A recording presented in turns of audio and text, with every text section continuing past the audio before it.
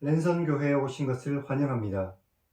안녕하세요. 슬기로운 신앙생활, 매일 하나님과 친밀한 교제를 나누는 묵상, 메밀묵 한정민 목사입니다.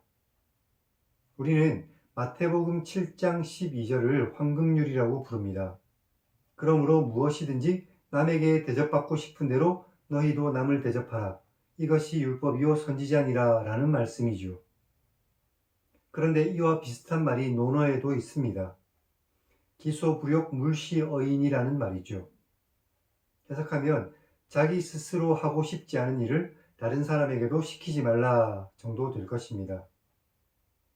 그런데 논어의 의미는 소극적입니다. 내가 하기 싫은 일은 다른 사람도 하기 싫을 것이니 그것을 시키지 말라는 것이죠. 하지만 성경의 말씀은 보다 더 적극적입니다. 우리는 그저 내가 하기 싫은 것을 다른 사람에게 시키지 않는 것에 그치지 말아야 합니다. 남에게 대접받고 싶은 대로 우리가 다른 사람을 대접해야 하는 것이죠. 하지 않는 것이 아니라 해야 하는 것입니다. 이것이 바로 하나님의 말씀입니다. 이 황금률은 그리스도인의 확고한 윤리관이라고 할 수 있죠.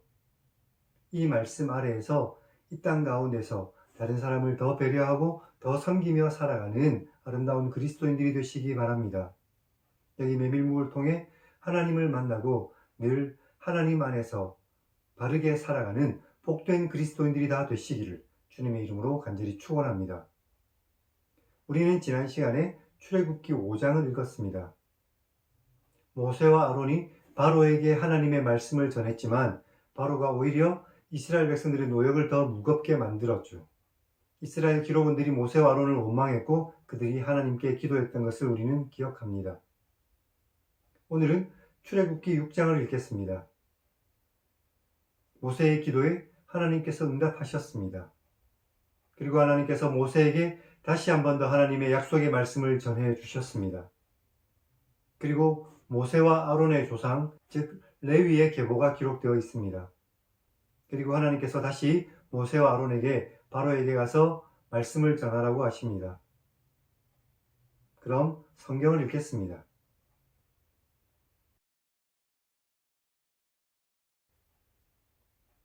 여호와께서 모세에게 말씀하셨습니다. 이제 내가 바로에게 하는 일을 내가 볼 것이다. 강한 손으로 말미암아 바로가 그들을 보낼 것이다.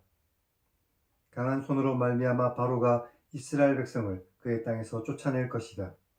하나님께서 모세에게 말씀하셨습니다. 나는 여호와이니라. 내가 아브라함과 이삭과 야곱에게 전능의 하나님으로 나타났었지만 여호와라는 나의 이름을 그들에게 알리지 않았고 가나안 땅 곧 그들이 머물렀던 땅을 그들에게 주기로 그들과 언약을 맺었으니 이제 애굽 사람의 종이 된 이스라엘 자손의 신음소리를 내가 듣고 나의 언약을 기억하노라. 그러므로 이스라엘 자손에게 나는 여호와다. 내가 애굽 사람의 무거운 짐 밑에서 너희를 빼내며 그들의 노역에서 너희를 건지며 편팔과 여러 큰 심판들로 너희를 속량하여 너희를 내 백성으로 삼고 나는 너희의 하나님이 될 것이니 내가 애굽 사람의 무거운 짐 밑에서 너희를 빼낸 너희의 하나님 여호와인 것을 너희가 알 것이다. 내가 아브라함과 이삭과 야곱에게 줄 것이라고 맹세한 땅으로 너희를 인도하고 그 땅을 너희에게 주어 기업을 삼게 할 것이다. 나는 여호와다 하셨다. 라고 말하라. 모세가 이와 같이 이스라엘 자손에게 전했지만 그들이 상한 마음과 가혹한 노역 때문에 모세의 말을 듣지 않았습니다. 여호와께서 모세에게 말씀하셨습니다. 들어가서 애굽 왕 바로에게 이스라엘 자손을 그 땅에서 내보내라고 말하라. 모세가 여호와께 말했습니다. 이스라엘 자손도 저희 말을 듣지 않는데 바로가 어찌 제 말을 듣겠습니까? 저는 입이 둔한 자입니다. 여호와께서 모세와 아론에게 말씀하셔서 그들이 이스라엘 자손과 애굽 왕 바로에게 명령을 전하고 이스라엘 자손을 애굽 땅에서 인도하여 나오게 하셨습니다. 그들의 조상을 따라 집의 어른은 이렇습니다. 이스라엘의 큰아들 르우벤의 아들은 하녹과 발루와 헤스론과 갈미인데 이들은 르우벤의 족장입니다. 시므온의 아들들은 여무엘과 야민과 오핫과 야긴과 소할과 가나안 여인의 아들 사울이니 이들은 시므온의 가족이며 레위의 아들들의 이름은 그들의 족보대로 이렇습니다. 게르손과 고핫과 무라리이며 레위의 나이는 137세였습니다. 게르손의 아들들은 그들의 가족대로 림니와 시므이며 고핫의 아들들은 아므람과 이스할과 헤브론과 우시엘이며 고핫의 나이는 133세였습니다. 무라리의 아들들은 마흘리와 무시인데 이들은 그들의 족보대로 레위의 족장입니다. 아브람은 그들의 아버지의 누이 요게벳을 아내로 맞이하였고 그는 아론과 모세를 낳았으며 아므람의 나이는 137세였습니다.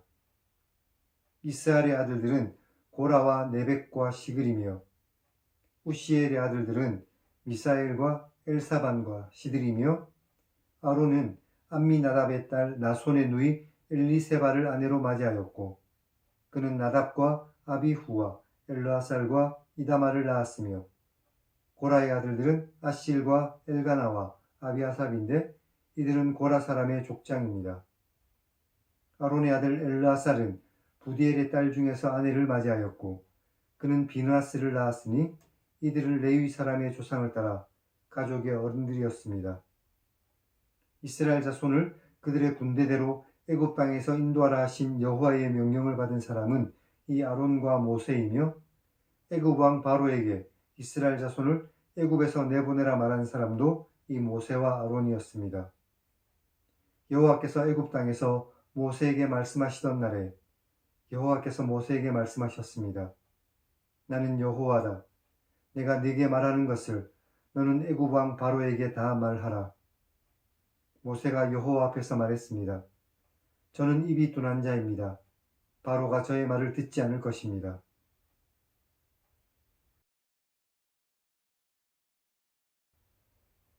오늘은 여기까지 읽었습니다.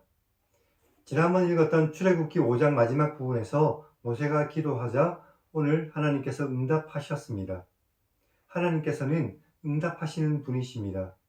어떤 방식으로 응답하시건 하나님께서는 반드시 응답하시는 분이라는 것을 믿고 하나님께 나아가 기도하시기 바랍니다. 2절부터 9절 사이에서 하나님께서는 스스로 여호와라고 4번이나 말씀하고 계십니다.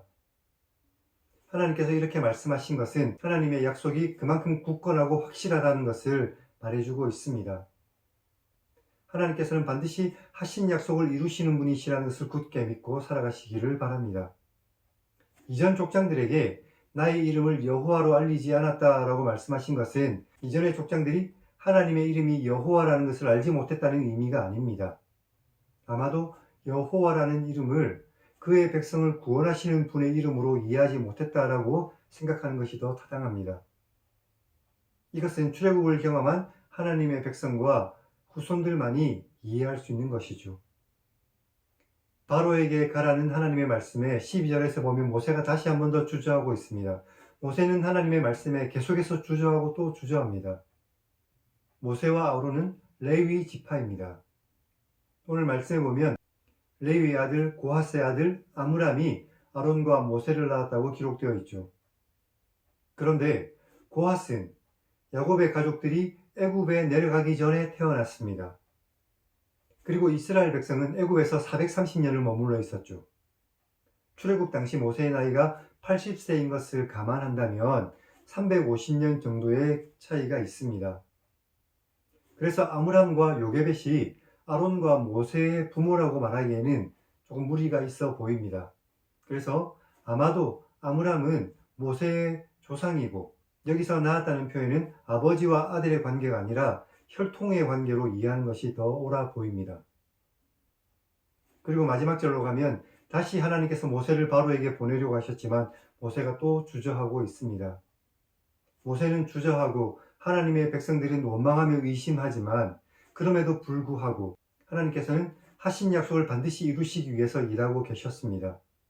이 하나님을 굳게 믿고 의심하지 말고 하나님의 일에 동참하시기 바랍니다. 그럼 하나님 1인칭 시점의 성경 읽기를 시청하시기 바랍니다.